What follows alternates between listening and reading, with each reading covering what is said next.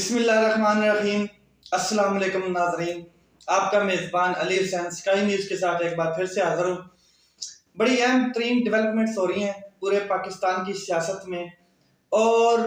आपके साथ दो तीन चीज़ें आज मैं शेयर करूँगा। एक तो पंजाब असम्बली का जो मामला था कि गवर्नर साहब ने डी नोटिफाई किया, उसके बाद अदालत में मामला गया और ये कौन करवा रहा था, ये चीज़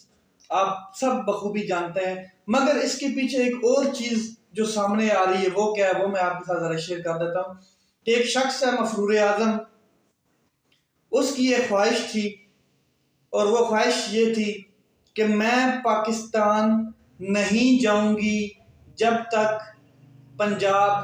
मेरा नहीं होगा। मैं पाकिस्तान नहीं जाऊंगी जब तक पंजाब मेरा नहीं होगा। ये एक कब्जा करने की कोशिश की गई पंजाब के ऊपर। वो कैसे, वो मैं आपको बताता हूँ। उसकी रीज़न क्या थी, उसके पीछे के मुहर्रकात क्या हैं, वो भी मैं आज आपके साथ शेयर करता हूँ। दूसरा, पंजाब असम्बली के हवाले से एक पाकिस्तान तहरीक इंसाफ ने स्ट्रेटेजिक प्लान बना लिया है, वो क्या है वो मैं आज आपके साथ शेयर करूँगा। इसके अलावा नेशनल असम्बली में जो इस्तीफों का मामला है और स्पीकर चाहता है कि मेरे सामने 1 बाय 1 लोग आए और मैं उनके साथ निगोशिएशन करूं, बैठ के बातचीत करूं और उनसे क्या कहते हैं डील करूं ताकि मैं इस्तीफों को 1 बाय 1 जो है ना वो क्या कहते हैं एक्सेप्ट करूं। लेकिन उसके ऊपर जो है वो 28 दिसंबर को इमरान खान साहब ने केपी हाउस में ये क्या कहते हैं इजलास तलब किया है और तमाम मेंबरान को वहां पर पहुंचने के लिए कहा गया है कि आप वहां पर पहुंचें, इकट्ठे हों और फिर उसका आगे क्या लाया अमल है वो मैं आपके साथ शेयर करता हूं कि वो क्या है। जरदारी साहब ने एक नवाज शरीफ साहब को ऑफर कराई है, वो क्या है वो भी आपके साथ आज मैं शेयर करूंगा। सबसे पहले बात करते हैं कि कायद-ए-आज़म डे है आज 25 दिसंबर और फाउंडर ऑफ पाकिस्तान कायद-ए-आज़म मोहम्मद अली जिन्नाह 25 दिसंबर को पैदा हुए हैं। पैदाइश का दिन है उनका, बड़ी खुशी का दिन है पाकिस्तानियों के लिए खास करके और क्या कहते हैं बड़े सगीर के मुसलमानों के लिए। पाकिस्तान बनाने में जो उन्होंने तगदो की, जो उन्होंने कुर्बानियां दी, जो कुछ कायद-ए-आज़म मोहम्मद अली जिन्नाह ने फेस किया, आज के हुक्मरान वो चीज़ें फेस नहीं कर सकते। आज के हुक्मरानों को प्लेट में मिला है और ये उसकी जितनी भी हो सके लूट मार कर रहे हैं, आपके सामने है। ठीक है, तो कायद-ए-आज़म को जो कायद-ए-आज़म का विजन था और जो कायद-ए-आज़म के वो अक़वाल हैं सारे पाकिस्तान के मुसलमानों के लिए या उस टाइम के जो बड़े सगीर के मुसलमान थे उनके लिए, वो चीज़ें आपको बखूबी मालूम है कि कायद-ए-आज़म किस तरह चाहते थे कि पाकिस्तान एक बने और मुसलमानों को अलग किया जाए ताकि इनके अंदर जो ये मजहब का और कल्चर का और उसके बाद जुबान का ये सारा जो एक तफरीक है, इसके ऊपर जो लड़ाइयाँ होती हैं, जो त्यौहार हैं उनके ऊपर जो लड़ाइयाँ होती हैं, कत्लो गारत होती है, इसको कंट्रोल किया जाए। और दोनों का नजरिया एक नहीं है, दो कौमी नजरिया जो कायद-ए-आज़म ने पेश किया था, अलग अलग दोनों कौमें हैं, दोनों के नजरियात अलग हैं, दोनों के त्यौहार अलग हैं, दोनों की ज़बानें अलग हैं, दोनों के कल्चर अलग हैं, दोनों अलग हैं। वो एक नियाम में दो तलवारों वाला हिसाब है कि वो नहीं आ सकती। तो कायद-ए-आज़म ने बिलाखिर पाकिस्तान बनाया। अब पाकिस्तान उनके हवाले है कि वो पाकिस्तान को लूटे जा रहे हैं और अवाम जलील ख्वार होती जा रही है। खैर, लेकिन पाकिस्तान में जो माइनॉरिटीज हैं, जो हिंदू हैं, जो क्रिश्चियन हैं, जो उनको कायद-ए-आज़म ने कंप्लीट राइट्स दिए। अपने कॉन्स्टिट्यूशन में भी हमारे में पाकिस्तान में कंप्लीट राइट्स जो हैं पाकिस्तान के दिए गए हैं उनको। इसी तरह पाकिस्तान का जो फ्लैग है, झंडा है, वो भी इस चीज को सिंबल करता है कि जो ग्रीन पार्ट है फ्लैग का वो पाकिस्तान है, मुसलमान है पाकिस्तान के, और जो वाइट पार्ट है फ्लैग का वो उसको सिंबल करता है, क्या कहते हैं क्लियर करता है, बताता है कि ये माइनॉरिटीज के लिए प्रॉपर हिस्सा है, प्रॉपर राइट्स हैं, प्रॉपर। ये कायद-ए-आज़म की जो नजरिया था, कायद-ए-आज़म का जो विजन था, कंप्लीट विजन इस फ्लैग में नजर आता है। और पाकिस्तान को बनाकर उन्होंने पाकिस्तान की मुसलमानों पर और जो बरसगीर के मुसलमानों थे उनके ऊपर बहुत बड़ा एहसान किया। क्योंकि आज के जो हुक्मरान हैं वो कुर्सी कुर्सी बस कुर्सी के ऊपर लड़े जा रहे हैं, कत्लो गारत करने तक पहुंच जाते हैं, गोलियां तक चला देते हैं, इज्जतें पामाल कर रहे हैं, चादर और चार दीवारी का तकद्दस तक नहीं देखते, और एक शख्स के ऊपर 200-300 FIR भी कर देते हैं। इनमें वो चीज नजर नहीं आती जो कायद-ए-आज़म मोहम्मद अली जिन्ना में लीडरशिप थी। अच्छा, अब बात करते हैं पंजाब की बदलती हुई सूरत हाल के ऊपर। पंजाब में ये जो पीछे 2-3 दिन पहले ये जो मामला हुआ,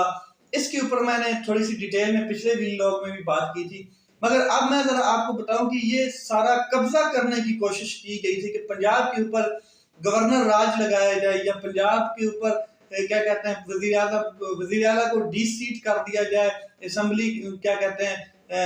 के ऊपर कब्जा किया जाए और अपना वजीर आला किसी तरीके से लाया जाए। इसमें जो मुहर्रकात थे, जो वो पीछे शुजात साहब भी थे, जरदारी साहब भी थे, नवाज शरीफ साहब की डिजायर थी, बड़ी सबसे बड़ी डिजायर नवाज शरीफ साहब की थी। वो क्या थी वो मैं आपको बता दूं कि नवाज शरीफ साहब चाहते हैं कि मैं जनवरी तक किसी न किसी तरीके से जनवरी के मिड तक पाकिस्तान में आ जाऊं। अब पाकिस्तान में आने के लिए उनके पास एक जगह जो है मेन है वो पंजाब में वो चाहते हैं कि किसी तरीके से हमारी हुकूमत हो, हमारी हुकूमत होगी तो हम अपना फंड जितना है हुकूमत का वो इस्तेमाल करेंगे, मशीनरी इस्तेमाल करेंगे, लोगों को मोबिलाइज करेंगे और मैं आऊंगा तो मेरा पुरतबाक इस्तकबाल होगा, जैसे बेनजीर का हुआ था इस तरह का पुरतबाक इस्तकबाल होगा। दूसरा ये है कि इमरान खान साहब ने पंजाब में वो खूंडे गाड़ दिए हैं, वो झंडे गाड़ दिए हैं, वो अवाम को मोबिलाइज कर चुके हैं कि अगर हम कोई बड़ा जलसा करते हैं, नवाज शरीफ साहब का ये भी ख्याल था, तो हम वो नहीं कर पाएंगे, लोग हमारे साथ खड़े नहीं होंगे। तो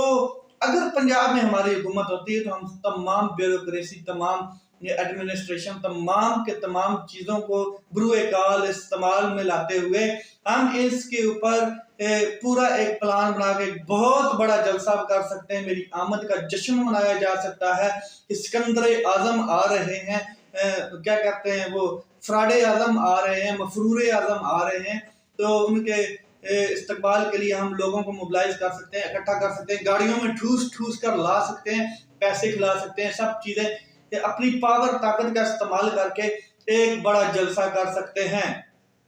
ये मेन प्लानिंग थी जिसके ऊपर जरदारी साहब बड़े एक्टिव थे और 7 दिन अपने खूंडे गाड़े, उन्होंने लाहौर में बैठे रहे मगर नाकामी फेस करनी पड़ी और वापस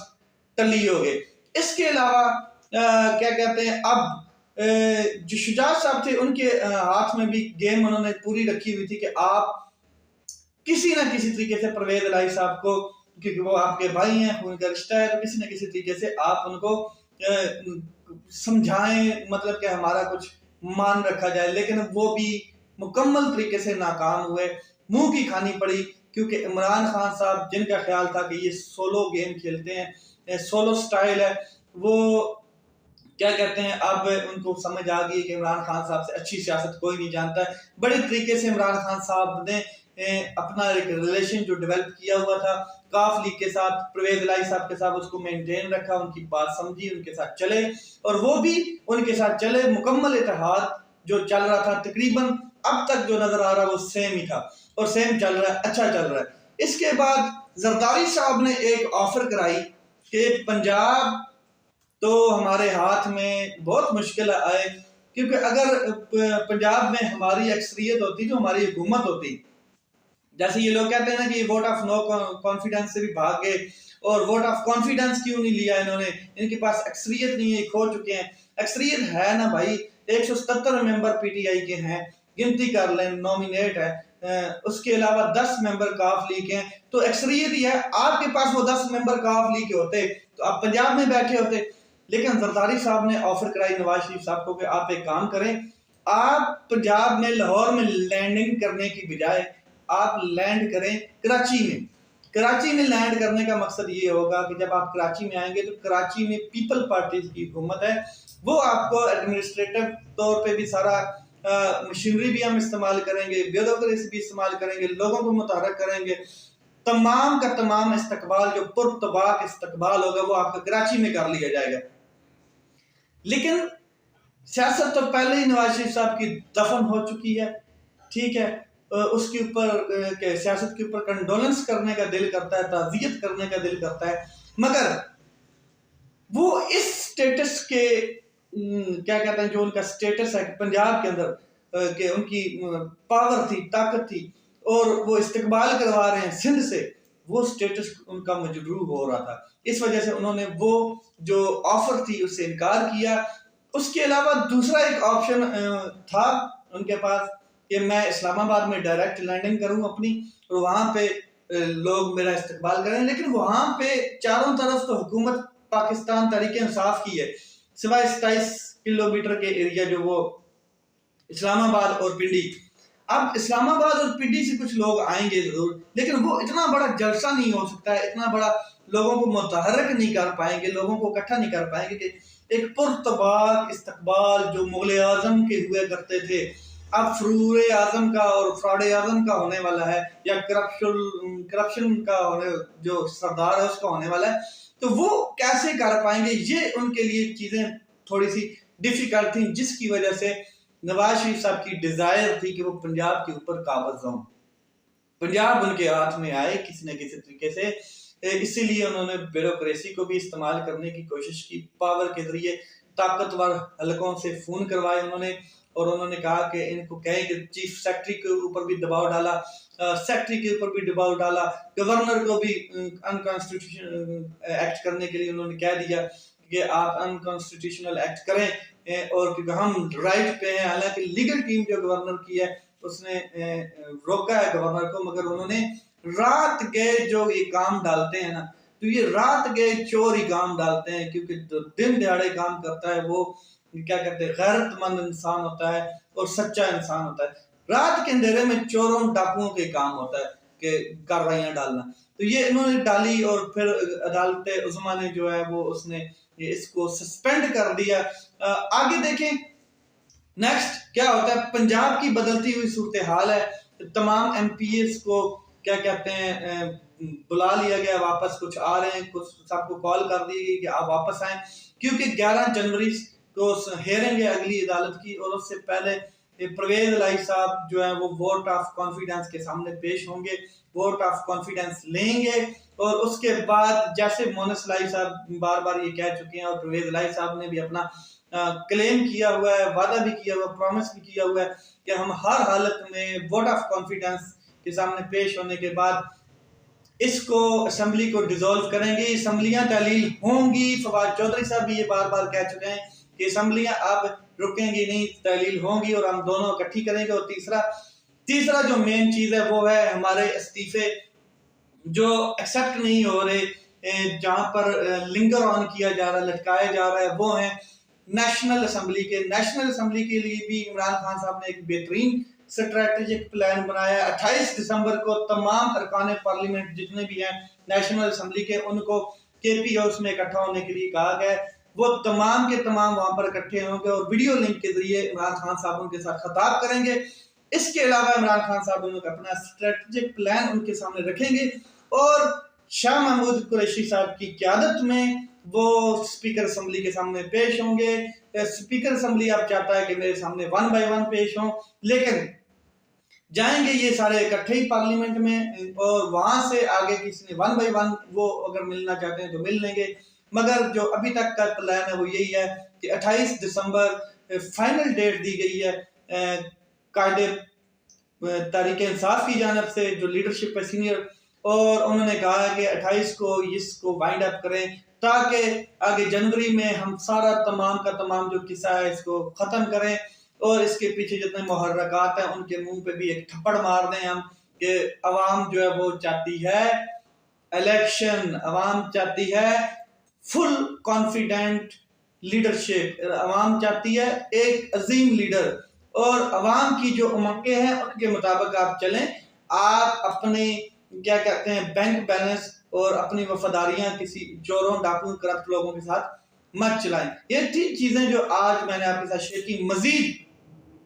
सियासी सूरत हाल बदलती जा रही है दिन ब दिन, 4-5 दिन बड़े अहम है, आप देखें आगे क्या होता है। अपना ख्याल रखें, अपने भाई के इस चैनल का ख्याल रखें। पाकिस्तान जिंदाबाद।